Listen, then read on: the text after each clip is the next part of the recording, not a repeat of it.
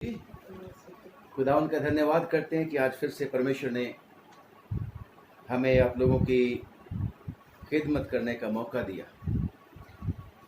मैं पादरी अविनाश अपने परिवार के साथ आपके चरणों में आपके खिदमत में आते हुए आपको सलाम कहते हुए रिक्वेस्ट करता हूं कि आइए अब हम दुआ करेंगे। कलाम से पहले आंखें बंद करें दुआ करेंगे। सर्वशक्तिमान पिता, हम आपका धन्यवाद करते हैं कि आप हमारे दयालु परमेश्वर हैं। आप तो प्रभुओं के प्रभु और राजाओं के राजा हैं। आपका शुक्र हो प्रभु कि आपने आज फिर से हमें संभाला और दया करके हमारी सारी ज़रूरतें भी पूरी की। तेरा शुक्र करते हैं प्रभु कि तू हमेशा हमारे साथ रहेगा।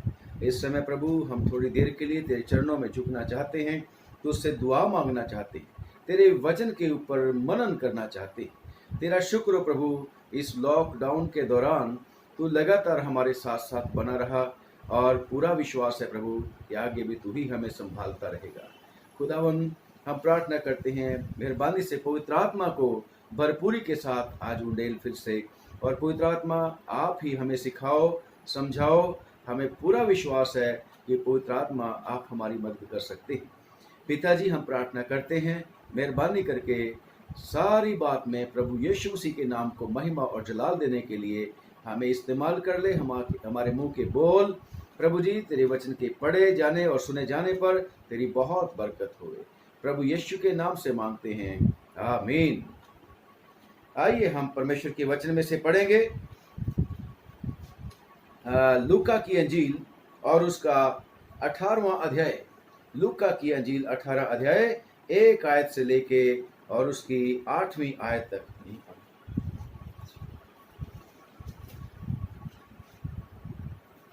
सबको जय मसीह की।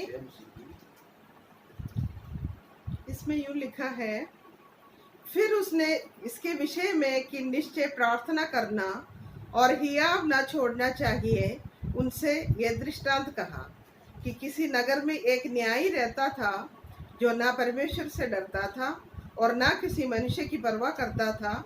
और उसी नगर में एक विधवा भी रहती थी जो उसके पास आकर कहा करती थी कि मेरा न्याय चुकाकर मुझे मुद्दई से बचा।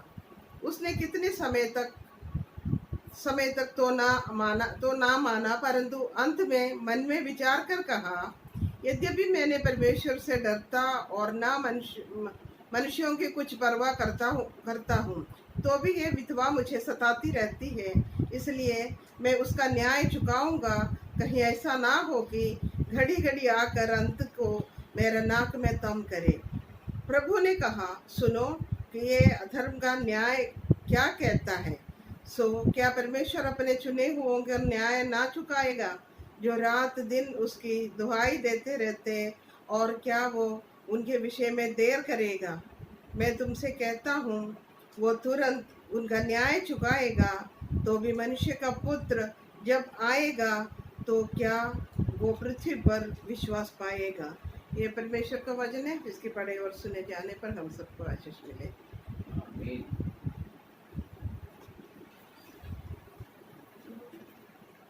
Praise the Lord.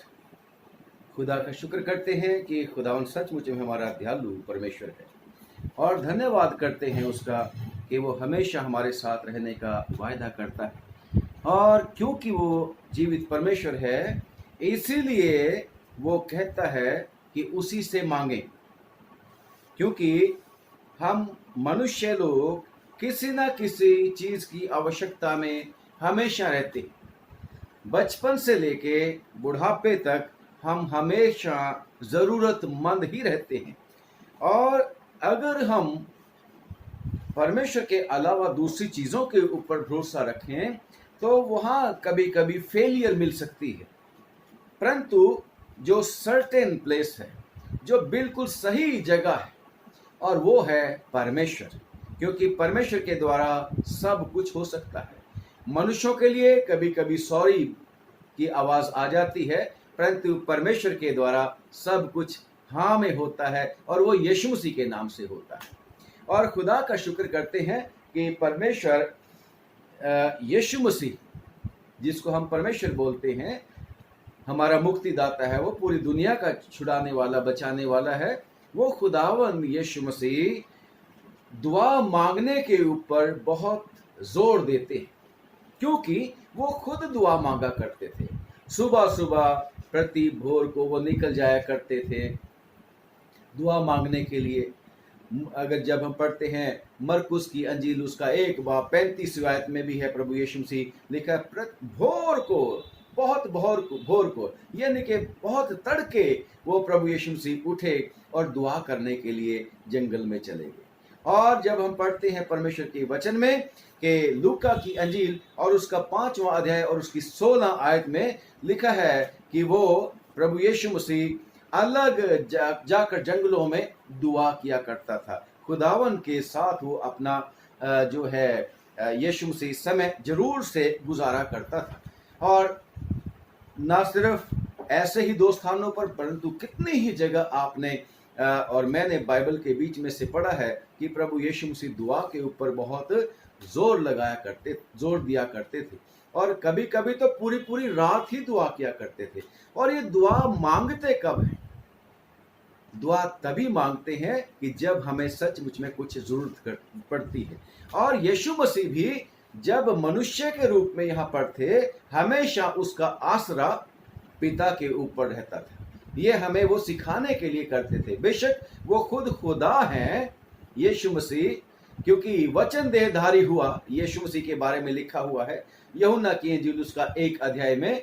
परंतु आपके और मेरे लिए खुदावन यीशु मसीह एक आदर्श दे के गए हैं कि हमें अपने पिता से हमेशा प्रार्थना करते रहना चाहिए। और खुदा का शुक्र करते हैं कि प्रभु यीशु मसीह जब गतसमनी बाग में थे, उस रात में जब प्रभु यीशु मसीह को पकड़वाया जाना था, तब भी वो पिता की ही हजूरी में गए थे और लगातार उससे प्रार्थना करते रहे। 3 बार उसका जिक्र है प्रभु यीशु मसीह के कि वो दुआ मांग रहे थे कि इस प्याले को अगर हो सके तो मेरे पास से हटा ले। यानी कि जब भी कोई परेशानी होती है, जब भी कोई मुसीबत होती है, तो परमेश्वर का वचन भी और खुदावन यीशु मसीह के जीवन से हमें शिक्षा मिलती है कि हम उसको पुकारें। बेशक जब हमारा काम बन जाता है तो परमेश्वर हमसे धन्यवाद की तवक्को भी करता है, धन्यवाद भी चाहता है, क्योंकि वो भी यीशु मसीह ने मुझे और आपको एक नमूना दे दिया था कि हमें धन्यवाद करना। वो तो बल्कि अभी काम हुआ भी नहीं होता था, उसके पहले ही प्रभु यीशु मसीह धन्यवाद करते थे, है ना। जैसे परमेश्वर के वचन में यूहन्ना की अंजील उसके 11 बाब में भी लिखा है, अभी लाजरस जीवित नहीं हुआ था, परंतु प्रभु यीशु मसीह ने पहले ही कहा कि हे पिता, मैं तेरा धन्यवाद करता हूं कि तूने मेरी सुन ली। ऐसा विश्वास प्रभु यीशु मसीह का था। और मुझे और आपको भी खुदावंद यीशु मसीह चाहते हैं कि हम अपनी सारी चिंताओं को, फिक्रों को, परेशानियों को, दुखों को, मुसीबतों को खुदावंद यीशु मसीह के पास लेके जाएं। और जब हम पढ़ते हैं ज़बूरों की किताब, वहां पर भी लिखा है कि सिर्फ और सिर्फ परमेश्वर है, सहज मिलने वाला परमेश्वर, आसानी से मिलने वाला मददगार। 40 ज़बूर में हम पढ़ते हैं उसको। और खुदावन खुद भी कहते हैं, मुसीबत के समय मुझे पुकार, 50वां ज़बूर में, और वो कहते हैं मुझे पुकार, मैं तुझे छुड़ाऊंगा। तो वो एक रिलायबल सोर्स है कि हम उसको, उसके ऊपर भरोसा रखें और उससे प्रार्थना करें। और खुदा का शुक्र करते हैं कि जब भी हम उससे मांगते हैं प्रार्थना, तो वो हमेशा हमें देता है। खुदा का शुक्र करते हैं। और आज भी प्रभु यीशु मसीह के नित्य यानी कि हर रोज दुआ मांगने के ऊपर जोर देते हैं। और उदाहरण हमें एक विधवा की देते हैं जो मजबूर, लाचार और जरूरतमंद है। उसको उसकी उदाहरण देके प्रभु यीशु मसीह मुझे और आपको अपनी लाचारी, अपनी जरूरतमंदी और अपनी सारी की सारी मजबूरियों को उसके सामने बताने के लिए उत्साहित करते हैं कि हम उसी से प्रार्थना किया करें। और वो प्रार्थना भी क्या है? नित्य। कितनी ही बार जब हम अच्छा स्वास्थ्य बनाना चाहते हैं, अच्छी सेहत बनाना चाहते हैं, अच्छी बॉडी बनाना चाहते हैं, जैसे आजकल जिम का बड़ा फैशन है, जिम में लोग बहुत जाते हैं कसरत करने के लिए ताकि उनका बदन बहुत सुंदर दिखे और वो स्ट्रांग हो। और आजकल तो कोरोना वायरस के समय में बार बार इंसिस्ट करते हैं कि इम्यूनिटी को बढ़ाना है, इम्यूनिटी को बढ़ाना है, स्ट्रांग होना है, स्ट्रांग होना है। परंतु कोरोना तो जो स्ट्रांग वाले लोग हैं उनको भी छोड़ता नहीं, उनको भी छोड़ता नहीं है।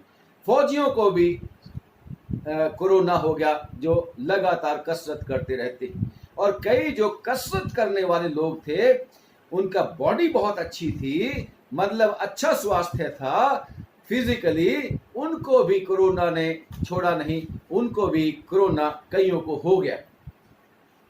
यानी कि वो जब अपना अच्छा स्वास्थ्य बनाना चाहते हैं तो उन्होंने रूटीन बनाई होती है कि इतने घंटे मैंने कसरत करनी है ताकि मेरी इम्यूनिटी बढ़े, ताकि मेरा शरीर जो है बहुत स्ट्रांग भी हो और सुंदर भी हो। हम समय उसके लिए निकालते हैं कसरत करने के लिए। और भी कितनी सारी बातें हैं। पढ़ने वाले लोग जो हैं, बच्चे, स्टूडेंट्स जो हैं, जो भी, चाहे वो छोटा हो चाहे वो बड़ा हो, तो वो समय निकालता है पढ़ाई लिखाई करने के लिए। ऐसे ही हम समय निकालते हैं अपने कितने सारे कामों के लिए, कितनी सारी बातों के लिए। रिश्तों को निभाने के लिए हम रिश्तेदारियों में जाते हैं, समय निकालते हैं, एक दूसरे के साथ मेल जोल के लिए समय निकालते हैं और हम कोशिश करते हैं कि बैलेंस बना रहे। परंतु जो मेन बात है जिसके ऊपर प्रभु यीशु मसीह जोर देना चाहते हैं कि हमें नित्य प्रार्थना करते रहना चाहिए। और यीशु मसीह ने खुद एग्जाम्पल की कि उसका वो रिश्ता अपने पिता के साथ, अपने परमेश्वर के साथ वो रिश्ता मजबूत करता रहता था। और वो हर रोज का उसका काम था, सुबह को भी शाम को भी दुआ करता रहता था, दोपहर को भी दुआ करता रहता था। और जब हम पढ़ते हैं ज़बूरों की किताब में और उसका 55वां बाब ज़बूर यानी कि भजन संहिता 55 बाब और उसकी 17वीं आयत में कि ज़बूर नवीस कहता है कि हे परमेश्वर, मैं सांझ को भी, शाम, सुबह, दोपहर मैं तेरी दुहाई दूंगा। और दानियल भी जब भी परेशानी उसको होती थी तो वो जरूर से दुआ करता था, बल्कि उसकी तो रूटीन थी। और रूटीन ये थी कि वो कभी भी अपने परमेश्वर को अपनी बातें बताने से चूकता नहीं था। मैं और आप भी अगर हमारी जरूरतें नहीं है तो दूसरों के लिए दुआ कर सकते हैं। वरन ऐसा तो कभी भी कोई दिन नहीं आएगा जिस दिन हम जरूरतमंद ना हो। परंतु खुदा का शुक्र करते हैं कि यीशु मसीह चाहते हैं कि हम नित्य प्रार्थना करते रहें ताकि हम स्पिरिचुअली स्ट्रांग बन सके। परमेश्वर के वचन में तीमुथियुस की चिट्ठी में लिखा है कि जो कसरत करते हैं या शरीर का जो योगाभ्यास करते हैं उससे फायदा होता है, परंतु भक्ति यानी कि परमेश्वर के चरणों में रहने से जो और उसके कामों को करना और उसके साथ मिले रहना, वो जो भक्ति है वो सारी बातों के लिए फायदेमंद है। प्रभु के परमेश्वर के वचन में ऐसा लिखा हुआ है। और हमें भी हमेशा दुआ करते रहना चाहिए क्योंकि खुदावंद हमें ऐसे वाली हुक्म देता है। और यहाँ पर जो प्रभु यीशु मसीह हमें एग्जाम्पल देते हैं, पैराबल देते हैं, कि दृष्टांत दिया है प्रभु यीशु मसीह ने एक विधवा का। और ये विधवा कहाँ जाती थी न्याय मांगने के लिए? एक न्यायी के पास, जज के पास। और इसका केस भी ऐसा लगा था कि वो न्यायी जो था वो खुदा से डरता नहीं था और वो मनुष्यों से डरता नहीं था। वो न्यायी जो था बड़ा ही, लिखा है, वो तो अधर्मी था, बड़ा बेखौफ था वो। उसके पास वो विधवा जाती थी, कमजोर, लाचार, और लगातार वो जाती रहती थी। और खुदा का शुक्र करते हैं जो स्टोरी हमें बताती है वो ये बताती है कि वो आदमी जो जज था, वो अधर्मी न्यायी था, वो क्या कहने लगा? ना तो मैं मनुष्य से डरता हूं, ना मैं खुदा से डरता हूं, परंतु फिर भी ये विधवा बार बार मेरे पास आती रहती है। और वो कहता है कि अब मैं इस विधवा का न्याय जरूर चुकाऊंगा, कहीं ऐसा ना हो कि ये मेरी नाक में दम कर दे। खुदावंद यीशु मसीह ने एक अधर्मी न्याय की एग्जाम्पल देके कि वो विधवा जो थी, जरूरतमंद जो थी, उस अधर्मी इंसान से भी न्याय प्राप्त कर सकी। और लिखा है कि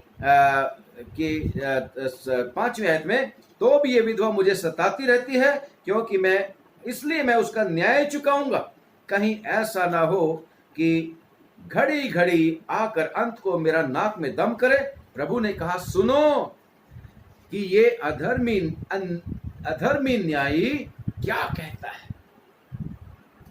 और आगे जो आप लोगों ने 7वीं और 8वीं आयत पढ़ी है, परमेश्वर कहता है कि वो अपने पुकारने वालों को, जो उसके चरणों में आते हैं, जो उसकी दुहाई देते हैं, जो उससे प्रार्थना करते रहते हैं, वो क्या उनके विषय में देरी करेगा, जैसे इस अधर्मी न्यायी ने देरी करी थी। उसकी जो पुकार थी उसको अनसुनी करता रहता था। ये विधवा जो जाती थी उस न्यायी के साथ, जो अधर्मी था। परंतु परमेश्वर अधर्मी नहीं है, परमेश्वर तो प्रेमी पिता है, और यीशु मसीह के नाम में हमारी पहुंच उसके पास होती है। और खुदा का शुक्र करते हैं कि जब जज के पास जाते हैं, जैसे ये विधवा जाती होगी, तो जरूर अपने किसी वकील के साथ जाती होगी, अगर आजकल के संदर्भ में हम देखें। परंतु हमारे पास जो एक वकील है, और वो जज जो है परमेश्वर पिता, वो दयालु परमेश्वर है। और वकील कौन है? खुदावंद यीशु मसीह, जो हमारी सिफारिश हमेशा करता रहता है। और खुदा का शुक्र करते हैं, हमारे लिए पवित्र आत्मा का भी प्रबंध किया हुआ है, जो हमें गाइड करता है, सिखाता है, समझाता है, हमें ताकत देता रहता है कि बार बार हम उसके चरणों में जाते रहें, परमेश्वर के चरणों में जाते रहें। यानी कि खुदा का शुक्र करते हैं कि खुदावन यीशु मसीह तो पहले ही तैयार है, यीशु मसीह तो पहले ही तैयार है हमारा न्याय चुकाने के लिए, हमारी मदद करने के लिए, हमारे लिए सब कुछ करने के लिए। क्योंकि खुदावन यीशु मसीह का तो मिशन ही, उसका जो उद्देश्य है, वो उद्देश्य ही खुदावन यीशु मसीह का हमारे मजबूरियों को, परेशानियों को, दुखों, तकलीफों को दूर करना है। जैसे 4 बाब लूका की अंजील, उसका 4था बाब और उसकी 18 और 19 में लिखा है, लूका की अंजील और उसका 4 अध्याय और उसकी 18 और 19वीं आयत, कि प्रभु का आत्मा मुझ पर है, इसलिए कि उसने कंगालों को सुसमाचार सुनाने के लिए मेरा अभिषेक किया है, और मुझे इसलिए भेजा है कि बंधुओं को, चाहे वो किसी भी परेशानी में क्यों ना जकड़े, किसी भी दुख या मुसीबत, बीमारी में क्यों ना जकड़े, जिनको शैतान ने बांध रखा है, और यस, शैतान बांध देता है। एक बार खुदावंद यीशु मसीह जब प्रचार कर रहे थे मंदिर के बीच में, वहां एक स्त्री थी जो कि कुबड़ी हो चुकी थी, और लिखा है कि वो किसी भी रीति से सीधी नहीं हो सकती थी। और खुदावंद यीशु मसीह ने सबत के दिन उस औरत को चंगा किया था, और कहा था, जब लोगों ने ऑब्जेक्शन किया कि सबत के दिन क्यों, तो खुदावंद यीशु मसीह ने कहा कि क्या सबत के दिन भला करना उचित नहीं? और ये इब्राहिम की पुत्री, जिसको शैतान ने इतने बरस से जकड़ रखा था, बांध रखा था, क्या इसको छुड़ाया नहीं जाना चाहिए था? शैतान बांध देता है, कितने सारे कामों में हमारे सामने रुकावट डाल देता है। शैतान बीमारियों में बांध देता है, गरीबी में बांध देता है, चिंता में, फिक्रों में बांध देता है। ऐसे ही बहुत सारे लोगों को आज शैतान ने कोरोना के डर में बांध रखा है, और परेशान और दुखी, और बिल्कुल उनको कुछ होप नहीं आती। परंतु खुदा का शुक्र करते हैं कि खुदावन ने मेरे और आपके लिए वो ज़बूर की बात मैं कोट करता हूं जो दे रखी है, कि कदाचित रात को रोना पड़े, लेकिन सुबह को हंसी पहुंचेगी। यस, जो रोते हुए बीज बोते हैं वो आनंद के साथ, हालेलुया, गठड़ियां बांध बांध के वापस लौटेंगे। खुदा का शुक्र करते हैं, हमारा ऐसा परमेश्वर है। परंतु उनका सोर्स क्या है? वो परमेश्वर है हमारा। और खुदा का शुक्र करते हैं कि यीशु मसीह तो खुद कहते हैं कि मैं तो पहले ही, कि मैं आया ही इसलिए हूं कि बंधुओं को छुटकारे का और अंधों को दृष्टि पाने का सुसमाचार का प्रचार करूं, और कुचले हुओं को छुड़ाऊं, दबे कुचले हुओं को छुड़ाऊं। यस, जैसे ये स्त्री थी, ये विधवा थी, अपने परेशानियों के बीच में दबी हुई थी, न्याय मांगने के लिए जाती थी, शायद उसके साथ किसी ने अन्याय कर रखा था, शायद उसकी पहुंच में नहीं था, उसके बस में नहीं था कि अपने मुद्दई से न्याय प्राप्त कर सके। इसलिए वो जज के पास गई थी। और यहाँ तो ये जज जिसके पास हम यीशु मसीह के नाम में जाते हैं, वो पहले ही उसका तो मिशन है, मेरे और आपको जो कुचले हुए थे पापों और अपराधों में, जो शैतान के बंद में थे, उनको छुड़ाने के लिए। वो प्रभु यीशु मसीह कहते हैं 7वीं और 8वीं आयत में, तो क्या परमेश्वर अपने चुने हुओं का न्याय ना चुकाएगा? और उसके निकट न्याय क्या है कि जो कोई उसके पास आएगा वो उन्हें कभी निकालेगा नहीं। जो कोई, इब्रानियों की चिट्ठी में, कि जो कोई प्रभु यीशु मसीह के नाम में पिता के पास जाता है, वो धर्मी परमेश्वर के पास, वो न्यायी के पास जो जाता है, तो वो न्यायी परमेश्वर यीशु मसीह के नाम से कहता है कि मैं उसका पूरा पूरा उद्धार करूंगा, मैं उसका न्याय चुका दूंगा। और न्याय क्या है? परमेश्वर के लोगों के लिए खुदावन का बेस्ट वाली चीजें उनको देना है, ये उसके लिए न्याय है।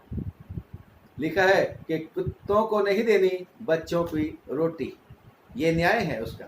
और आप और मैं भी जब माँ बाप होते हैं तो पहले अपने बच्चों को देते, खुदा का शुक्र करते हैं कि हमारा परमेश्वर अधर्मी नहीं।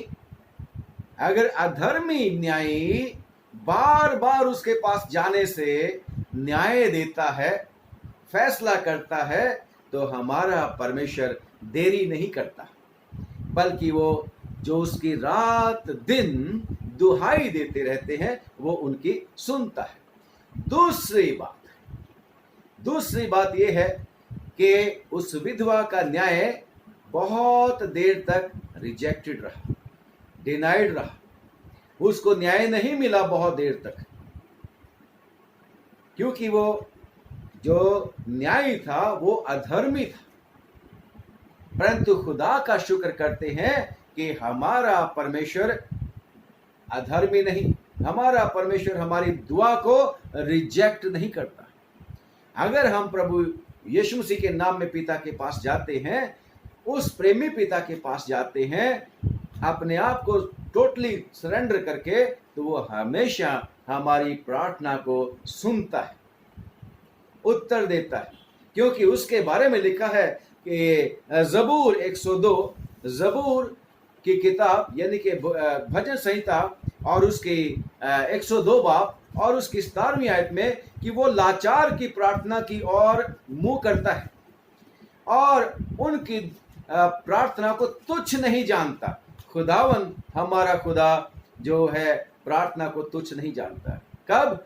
जब हम अपनी लाचारी लेकर अपने परमेश्वर के पास जाते हैं। खुदावन यीशु मसीह तो कहता है, सब बोझ से थके मांदे लोगों मेरे पास आओ, मैं तुम्हें आराम दूंगा। हम परमेश्वर के पास कैसे जाते हैं?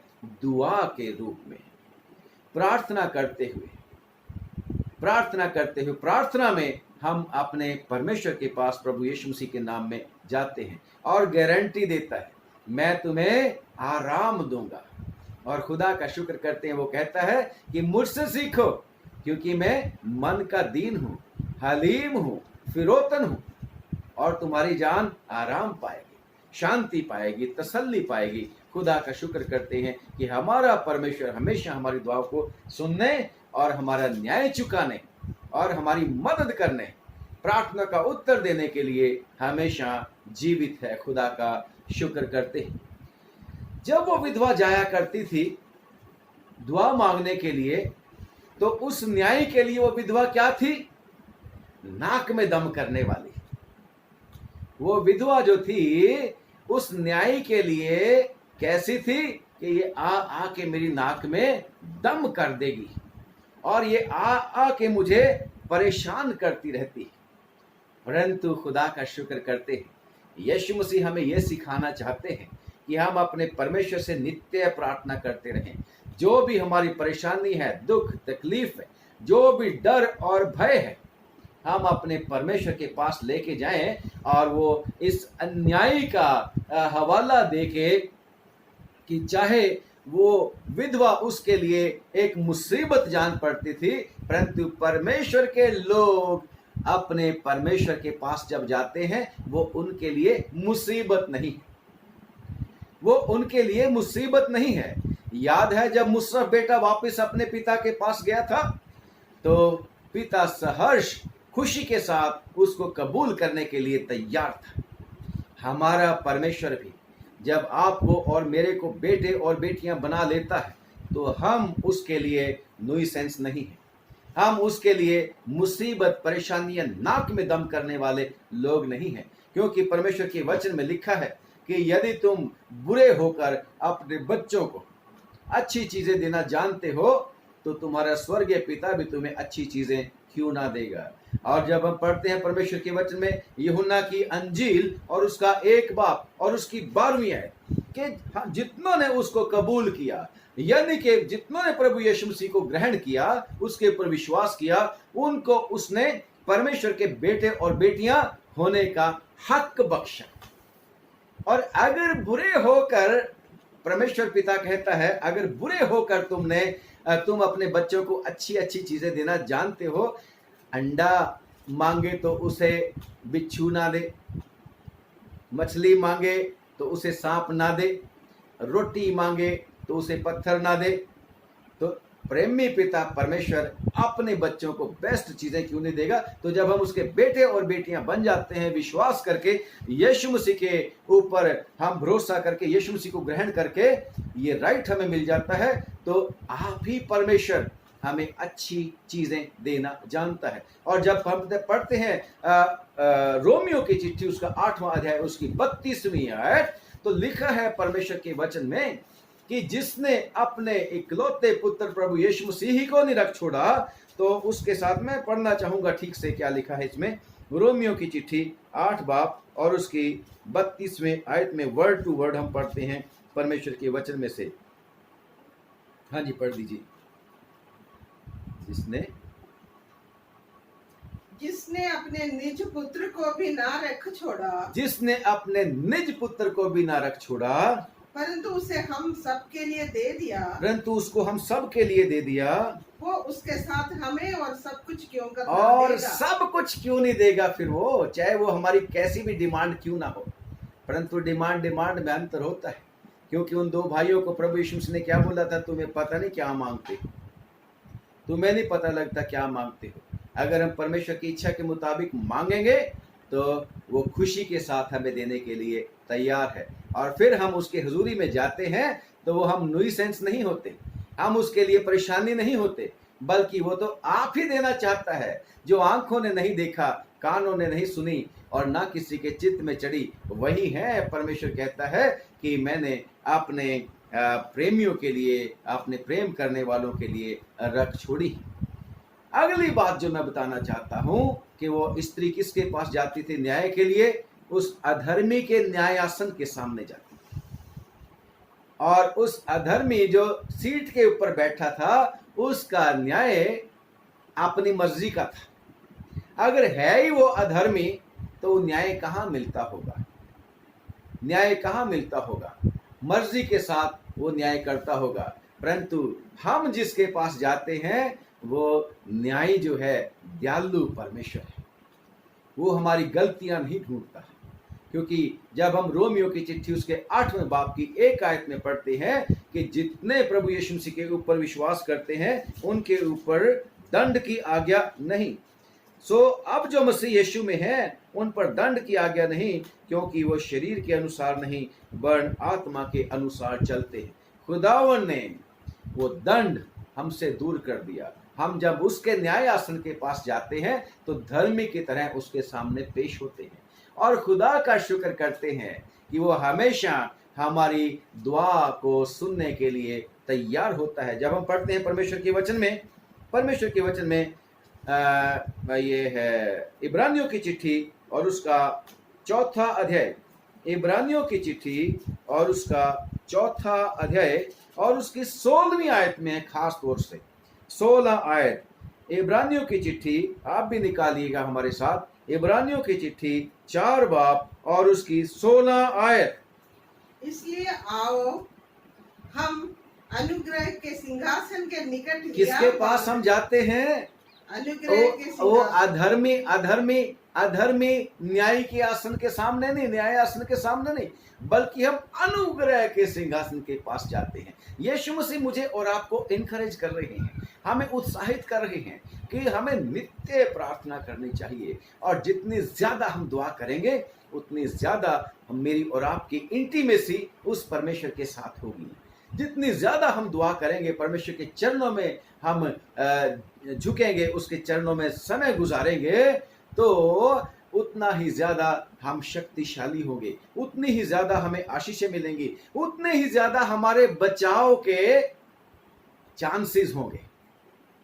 जितना ज्यादा मैं और आप परमेश्वर की हजूरी में दुआ करेंगे, उतने ही ज्यादा हमारे चांसेस उस गुर्राने वाले सिंह से, पतरस की चिट्ठी में लिखा है ना कि तुम्हारा विरोधी शैतान फाड़ खाने वाले सिंह की तरह घूमता रहता है, गुर्राता हुआ घूमता रहता है, और इस ताक में रहता है कि कब किसको फाड़ खाए। और अगर हम परमेश्वर की हजूरी में रहेंगे, उन भेड़ों की तरह जो अच्छे गडरिये की भेड़शाला में होती हैं। यीशु मसीह अच्छा गडरिया है ना, 10वें बाप में, यूहन्ना की इंजील 10वें बाप में यीशु मसीह ने कहा था। तो वो लिखा है, चोर से, शैतान से, नाश करने वाले से बचाई जाएंगी।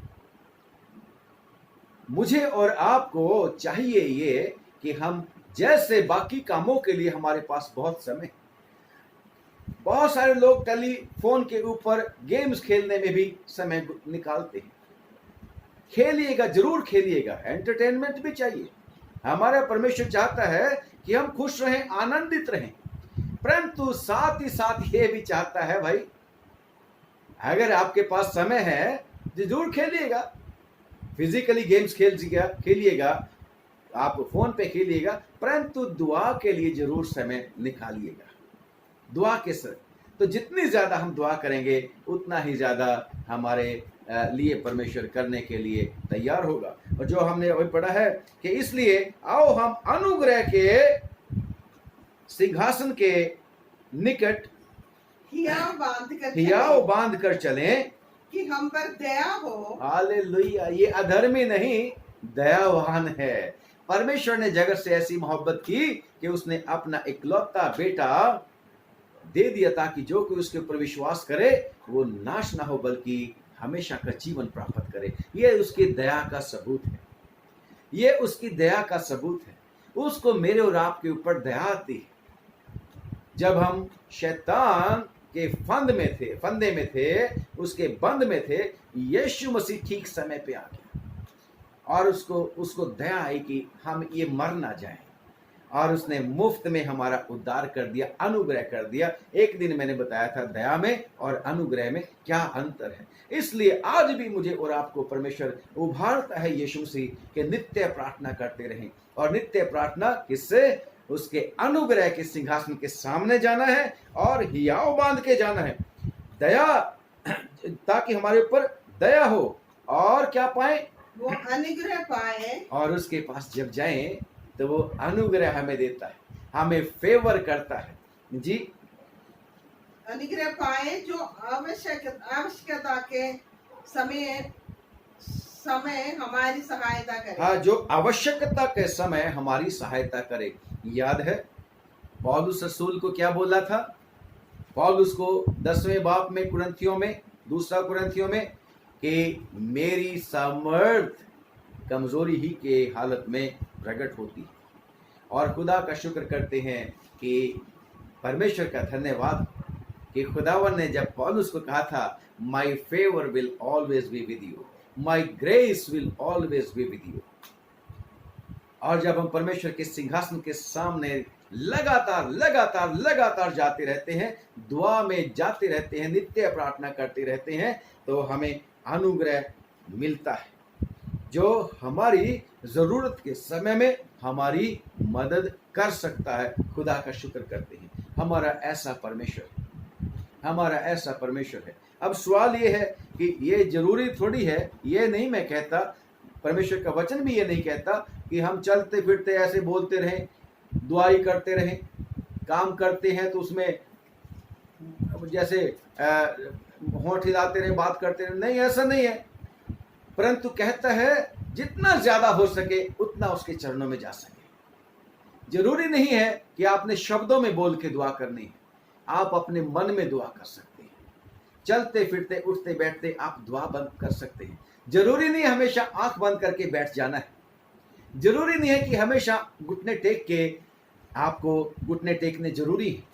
यस, अगर जगह है, आपको सिचुएशन फेवरेबल है, परिस्थिति, तो जरूर से घुटने टेकिएगा।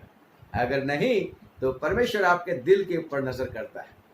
आप चलते फिरते, काम करते, बात करते, अपने मन में परमेश्वर से प्रार्थना कर सकते हैं, क्योंकि परमेश्वर ने ये मत्ती के इंजील में कहा है, लोगों को दिखाने के लिए दुआ नहीं करनी।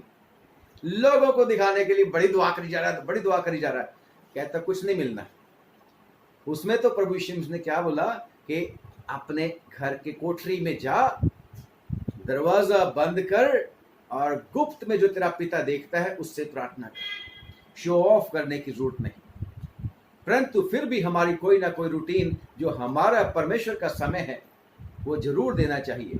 यीशु मसीह भी सारा दिन भी काम करते रहते थे, परंतु भोर को, अति भोर को, तड़के उठकर वो जरूर से पिता के पास जाते थे। जब भी समय होता था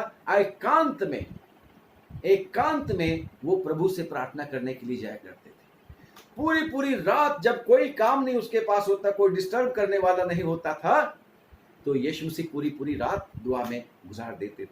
वो समय जहां कोई इंटरफेरेंस नहीं, कि आप अपने पिता से, उस दयालु परमेश्वर से बात कर सकते हैं, उसको बता सकते हैं कैसा मेरे साथ हो रहा है। और श्योरिटी क्या है कि क्या परमेश्वर जो रात दिन उसकी दुहाई देते रहते हैं, क्या वो उनके विषय में उत्तर देने में देरी करेगा? लिखा है कि वो तुरंत उनका न्याय चुकाएगा, वो तुरंत उनका न्याय चुकाएगा।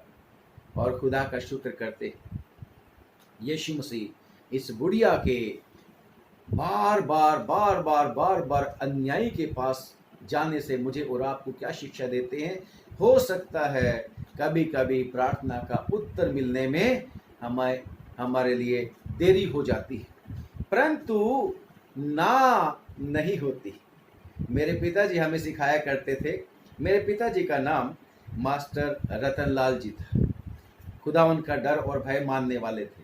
उन्होंने बचपन में ही हमें सिखा दिया था कि प्रभु यीशु मसीह के नाम में ना का सवाल नहीं है, ना का तो सवाल ही नहीं है, वो ये बात कहते थे। और आज तक हमें याद है, आज तक वो बात हमें याद है, हमारे दिमाग में उन्होंने बिठा दी थी। इसलिए आज भी माँ बाप को चाहिए कि अपने बच्चों के मनों में ऐसी बात बिठा दें।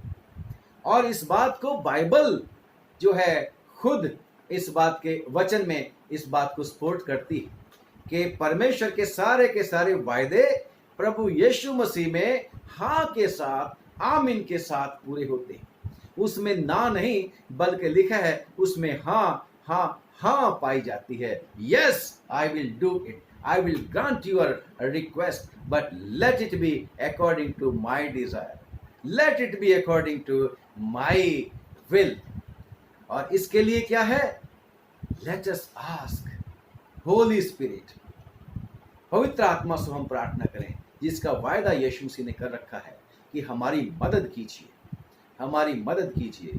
और पवित्र आत्मा, अक्सर हम बोलते हैं कि हमें दुआ करनी नहीं आती, लेकिन पवित्र आत्मा आप हमारे लिए ऐसी आहें भर भर के जो बयान से बाहर है पिता से प्रार्थना करता है, क्योंकि पवित्र आत्मा पिता की इच्छा के मुताबिक दुआ मांगता है। परंतु फिर भी कभी कभी देरी होती है। एक बार दुआ करी पौलुस ने, कोई उत्तर नहीं मिला। दूसरी बार फिर दुआ करी, कोई उत्तर नहीं मिला। इंतजार करी होगी, परंतु तीसरी बार उसको उत्तर मिलता है। प्रियो, मुझे और आपको भी लगातार परमेश्वर से जो हमारी जेन्युइन रिक्वेस्ट है उसको उसके सामने रखते ही रहना चाहिए। और मैंने भी कई बार इसी पैटर्न पे, इस विधवा की तरह बार बार परमेश्वर के चरणों में जाके पाया है, खुदा का शुक्र करते हैं। जब हम बचपन में थे, छोटे थे, हमें ज़्यादा दुआ का तजर्बा तो नहीं था, परंतु हमने अपने पिताजी से दुआ मांगते हुए सुना था, क्योंकि वो अक्सर हमें दुआ में बैठा करते थे लेकर। वो कंपलसरी था हमारे लिए। पूरा परिवार हम प्रार्थना में बैठना सोने से पहले हमारे लिए लाजिम था, और हम भी उनसे सुनते रहते थे। मैं बताता हूँ सिर्फ एक एग्जाम्पल। बहुत सारी बातें हैं जो परमेश्वर ने अजीब रीति से करी कि हम लगातार, हमें पता भी नहीं था कि मीनिंग क्या है इसका। हमारा एक नलका था हमारे घर में, उसका पानी मीठा नहीं था, उसका पानी मीठा नहीं था, कड़वा पानी आता था, किसी काम का नहीं था वो। और हम छोटे जब थे लगातार दुआ करते रहते थे, क्योंकि डैडी से हमने सुनी थी ये दुआ, मम्मी से सुनी थी हमने दुआ कि खुदावन हमारे नलके का पानी मीठा हो जाए, हमारे नलके का पानी मीठा हो जाए। हम भी जब भी हमारे मौका मिलता था कि खुदावन हमारे नलके का पानी मीठा हो जाए, हम ये लगातार रोज का काम था हमारे दुआ करना। एक बार हमारे नल का खराब हो गया तो मिस्त्री को बुलाया गया कि मिस्त्री जी हमारा ये नलका खराब हो गया है, इसको ठीक कर दीजिए। मिस्त्री ने कहा कि इसको उखाड़ना पड़ेगा। हमें बड़ी परेशानी हुई, पैसे लगेंगे, अब इसके ऊपर इसको ठीक करने के लिए पैसे लगेंगे। परंतु खुदा का शुक्र करते हैं कि वो उत्तर देने वाला था। और जब मिस्त्री ने सारी की सारी पाइप निकाल दी, मिस्त्री कहने लगा कि मास्टर जी हम इसमें एक पाइप और जोड़ देते हैं, एक लेंथ और डाल के देख लें, पैसे तो थोड़े से लगेंगे।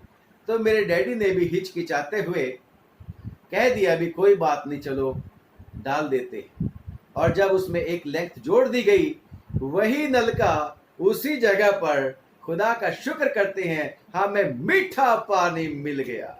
हम दुआ करके कभी कभी सोचते हैं पता नहीं मिलेगा कि नहीं मिलेगा, परंतु उसके पास दुआ रिकॉर्ड हो जाती है। और यही नहीं, हमने कितनी ही बार जो कुछ हमने परमेश्वर से मांगा, उसकी दुहाई दी, उसकी इच्छा के मुताबिक मांगा, तो खुदा ने हमें आशीष दे दी, खुदा ने हमें बरकत दे दी। याद है सोलोमन की, कि सोलोमन ने क्या मांगा था? परमेश्वर के दुहाई जब वो दे रहा था, प्रार्थना कर रहा था, रात को परमेश्वर ने उसको दर्शन दिया। तो क्या चाहता है? वो अधर्मी न्यायी नहीं है परमेश्वर, वो परमेश्वर अधर्मी न्यायी नहीं है, बल्कि वो दयालु परमेश्वर है, अपने मांगने वालों को उत्तर देता है। Praise the Lord. और सोलोमन को पूछा क्या चाहिए सोलोमन ने कहा तूने मेरे को राजा तो बना दिया, मेरे को बुद्धि दे दे, मेरे को समझ दे दे। और उसने एडमिट कर लिया कि मेरे को तो बाहर अंदर जाना आना भी नहीं आता, ये इतना बड़ा काम तूने मुझे दे दिया, इतनी बड़ी तेरी प्रजा है, इसका मैं न्याय ठीक से कर सकूं, मेरे को अक्ल दे दे खुदावन ने कहा अरे ना तो तूने अपने बैरियों का नाश मांगा, ना तूने धन दौलत मांगा, तूने बुद्धि मांगी ताकि लोगों के बीच में तू अच्छा काम कर सके, जो मेरे लोग हैं। और परमेश्वर ने कहा तेरे को जो बुद्धि देता हूं, तेरे जैसा कोई बुद्धिमान ना तो हुआ और ना होगा, और इसके साथ ही साथ मैं तेरे को धन दौलत भी देता हूं। इसके साथ ही साथ खुदा का शुक्र करते हैं, वायदा किया परमेश्वर ने कि उसके जीवन भर लड़ाई नहीं हुई, उसके जीवन भर उस राजा ने लड़ाई नहीं लड़ी। अजीब बात है, शांति भी परमेश्वर ने दी। मैं और आप क्या मांगते हैं परमेश्वर से? कितनी ही बार हम मांगते रहते हैं खुदावंद हमें पवित्र आत्मा के दान वरदान दे, परंतु हमें यह भी नहीं पता होता कि पवित्र आत्मा के दान वरदान हैं क्या, कौन से हैं।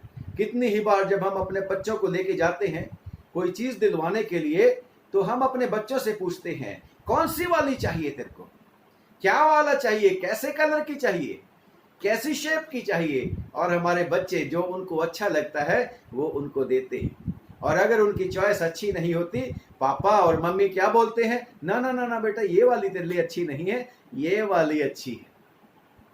और हमेशा पिता और माता, हमारे जो जिस्मानी माँ बाप हैं, हमें अच्छी चीजें देना जानते हैं, परंतु हमें पता होना चाहिए कि हम मांगते क्या हैं। हम अपने बच्चों के लिए हमेशा दुआ मांगते रहते हैं, इनका भला करना, इनको आशीष देना, इनको आशीष देना, इनको आशीष देना। कौन सी वाली आशीष देना? आप कैसा चाहते हैं कि वो आपके बच्चे बनने चाहिए?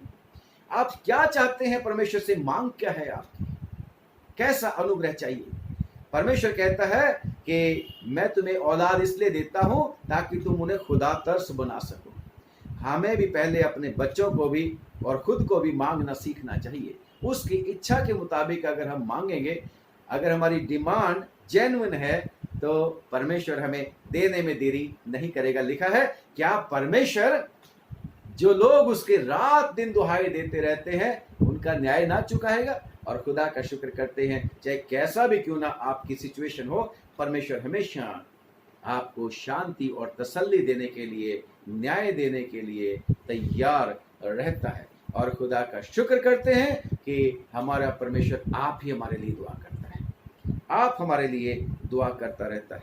जब हम परमेश्वर के वचन में पढ़ते हैं कि मसीह वो है जो मर गया और मुर्दों में से जी भी उठा, रोमियो की चिट्ठी 8वें बाब की उसकी 34वीं आयत में, और परमेश्वर की दाहिनी ओर है और हमारे लिए निवेदन भी करता है। कम ऑन, मेरे और आपके लिए तो इतना आसान कर दिया है। कम ऑन, न्यायी भी मैं हूं और न्याय भी मैं ही तुम्हारे लिए देने के लिए वसीले भी बनाता हूं। मैं और आप तो अति सौभाग्यशाली लोग हैं। कितना ज्यादा हमें उसका धन्यवाद करना चाहिए, कितना ज्यादा हमें उसकी प्रेजेंस में बने रहना चाहिए। और अगर हम भी सोलोमन की तरह दूसरों के लिए भलाई मांगते रहेंगे तो परमेश्वर हमें बहुत कुछ दे देगा। आज सारी दुनिया को आपकी और मेरी प्रार्थनाओं की आवश्यकता है।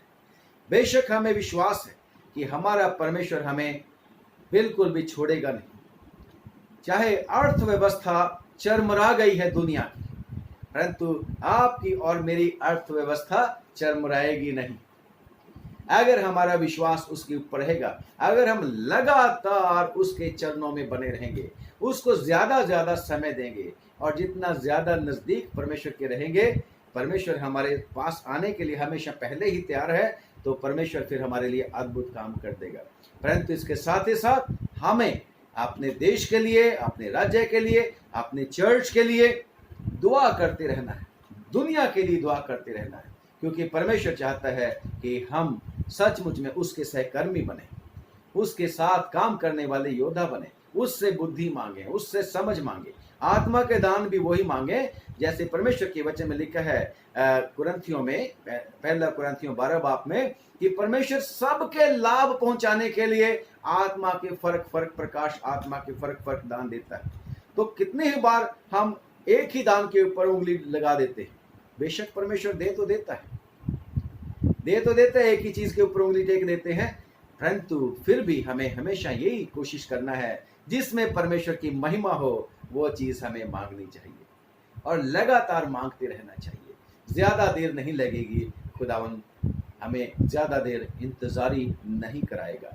खुदावंद आप लोगों को बहुत बहुत बरकत दे, बहुत बहुत आशीष दे कि खुदावंद हमारी हमेशा मदद करता रहे और हम उसकी ताकत पाके दुआ मांगते रहे। यीशु मसीह ने भी जब 26 में मत्ती की इंजील में कहा था, चेले जब दुआ मांगते मांगते सो रहे थे तो बार बार प्रभु यीशु मसीह आके उनको जगाता था, उठो दुआ करो, जागते और दुआ मांगते रहो ताकि परीक्षा में ना पड़ो। रूह तो तैयार है लेकिन जिस्म कमजोर है, उसको पता है, परंतु फिर भी हमारे मन में कुछ ना कुछ ऐसी इच्छा जरूर होनी चाहिए कि दिल में चाहत होनी चाहिए, मुझे अपने प्रभु के चरणों में बैठना है, मुझे अपने प्रभु को चरण उसको समय देना है, जो हिस्सा उसका है मुझे उसको देना है। खुदावन क्या बोलते हैं, जो खुदा का है खुदा को, और जो कैसर का है कैसर को दिया जाए। खुदा का धन्यवाद कि हमारा परमेश्वर हमारी मदद करेगा और लगातार जब हम दूसरों के लिए दुआ करेंगे, प्रभु का वचन क्या है, दिया करो तो तुम्हारे लिए भी दिया जाएगा। मुझे बड़ा ही अच्छा लगा जब मैंने, कल भी हमने यही दुआ करी थी, वो वीडियो में एक सीएम है, चीफ मिनिस्टर है महाराष्ट्र के, उन्होंने कहा कि क्रिश्चियन भाइयों बहनों, लॉर्ड जीसस से दुआ करो, प्रभु यीशु मसीह से दुआ करो कि कोरोना वायरस को खत्म कर दे। आपकी और मेरी अब क्या रिस्पॉन्सिबिलिटी है? मेरी और आपकी रिस्पॉन्सिबिलिटी ये है, यीशु मसीह के नाम को महिमा और जलाल देने के लिए, ना सिर्फ इस कोरोना को भगाने के लिए हमने दुआ करनी है, बल्कि यीशु मसीह के नाम में ऐसे लोगों के लिए भी दुआ करनी है जो यीशु मसीह की शरण आते हैं, खुदावन का शुक्र करते हैं। तो उसका वायदा है आप ही कि जो कोई मेरे पास आएगा मैं उसको पूरा पूरा उधार कर दूंगा, मैं कभी निकालूंगा नहीं। खुदावंद आप लोगों को बहुत बहुत बरकत दे, बहुत आशीष दे। आइए दुआ करेंगे। खुदावन हमें नित्य प्रार्थना करते रहने की शक्ति दे दे। तूने हमें फिर से आज उभारा है कि हम जो तेरा समय है वो तुझे दे। हम तो दुनिया के कामों में उलझे रहते हैं, दुनिया की बातों में उलझे रहते हैं, और प्रभु हमारे पास ना तो समय होता है दुआ मांगने का, तेरी प्रेजेंस में ज्यादा देर तक रहने का, ना ही हमारे पास समय होता है कि हम वचन को प्रभु जी अध्ययन करें और वचन को सुनें। और जितना ज्यादा हम तेरी हजूरी में रुकेंगे उतना ज्यादा प्रभु तू हमारी उस लूक वार्मनेस को दूर करेगा, उस गुनगुनेपन को दूर करेगा खुदावन, क्योंकि तेरे वचन में लिखा है कि तू ना तो ठंडा है और ना गर्म है, तू तो गुनगुना है और मैं तुझे अपने मुंह से उगलने पर हूं। जितनी ज्यादा प्रभु जी हम दुआ मांगेंगे, हमें विश्वास है कि उतना ज्यादा तेरा नजदीकी से प्रभु तेरे पुत्र आत्मा की शक्ति हमें मिलेगी, हम उतना ज्यादा प्रभु सामर्थ पाएंगे। हमारी मदद कर दे इस समय प्रभु। हम तमाम विश्वासियों के लिए, खास तौर से प्रभु इस वीडियो के सुनने और देखने वालों के लिए दुआ मांगते हैं, इन्हें बहुत बरकत दे। हम सबको प्रभु जो कुछ भी तूने दिया है, हमारे बहन भाई, रिश्तेदार, दोस्त, परिवार के लोग, खुदावन जो कुछ भी हमारी चल अचल संपत्ति है, सब पर तेरी बरकत हो। और फिर से प्रभु हम मांगते हैं तेरे उस वायदे को पूरा होने के लिए कि तूने कह रखा है कि मैंने प्लानिंग बना रखी है तुम्हारे लिए, मेरी योजनाएं हैं और मेरी योजना तुम्हारे लाभ की है, हानि की नहीं है। हम मांगते हैं तेरी योजना पूरी होए प्रभु हमारे जीवन में, क्योंकि प्रभु इस कोरोना के समय में भी जब सब लोगों को प्रभु जी आशा नहीं, परेशानी है, दुख है, परंतु लेकिन धन्यवाद हमारे लिए तूने वायदा कर रखा है कि I hold future for you. Yes, आप हमारे लिए, हर एक विश्वास करने वाले के लिए बहुत आशीषें रखे। इसलिए प्रभु मेहरबानी करके सारे के सारे जितने तेरे नाम लेने वाले सबको आशीष दे। बल्कि अब हम दुआ मांगते हैं दूसरे लोगों के लिए भी जो प्रभु अभी तुझे जानते नहीं है। ओ खुदावन उन सब के ऊपर भी रहम करके, क्योंकि तू सब जाति के लोगों से प्रेम करता है, सब लोग तेरे हैं। उन सब को प्रभु इस कोरोना वायरस के समय में संभाल, परेशानियों को दूर कर, दुखों को दूर कर और प्रभु अस्थिरता को दूर कर। यीशु के नाम में प्रभु जी वो भी तेरे पास आए और जीवन पाए, बहुतायत का जीवन पाए। हम दुआ मांगते हैं प्रभु, जो लोग प्रभु कोरोना से बीमार हो चुके हैं उन्हें चंगा कर दे प्रभु। हम प्रार्थना करते हैं दया करके प्रभु इसका इलाज भी जल्दी मुहैया कर दे। हे प्रभु हम प्रार्थना करते हैं जो देखभाल करते हैं सब डॉक्टर, नर्सेज, पैरामेडिकल स्टाफ, सब तुझसे आशीष पाएं, उनके परिवारों को भी बरकत दे। हमारी सब सरकारों पर तेरी बरकत हो, हमारे देश पर तेरी बरकत हो, दूसरे देशों के लोगों पर भी तेरी बरकत हो। हम सब के लिए भलाई मांगते हैं। अब प्रार्थना करते हैं रात जो आ रही है इसमें भी हमारी रक्षा करना। खुदावन प्रार्थना करते हैं जब ये लॉकडाउन का फैसला होता है 31 मई को प्रभु जी, तो तेरी ओर से विश्रांति के दिन हमें मिलने पाए। और प्रभु तेरी ओर से जो भी तेरे लोगों को कमी घटी हो गई है प्रभु मेहरबानी करके उन कमियों घटियों को तू पूरा कर। हम तुझसे हाथ जोड़ के दुआ मांगते हैं। जिनकी जॉब चली गई है प्रभु उनको फिर से दोबारा जॉब देना, पहले से अच्छी जॉब देना और तौफीक दे कि तेरे लोग दुआ में लग रहे हैं प्रभु। जिनके बिजनेस ठप हो गए हैं, जिनके प्रभु जी जो भी जिनका काम थे प्रभु जी उनमें घाटे पड़ गए हैं, तू खुदावन खुदा अपने खजाना से उन लोगों को डबल आशीष दे प्रभु। जिनका भरोसा तुझ पर है, जो रात दिन तेरी दुहाई देते रहते, मदद करना प्रभु। प्रार्थना करते हैं दया करके खूब दुआ का जीवन दे दे प्रभु। यीशु के नाम से हमारी छोटी प्रार्थना को सुन ले और कबूल कर ले, आमीन।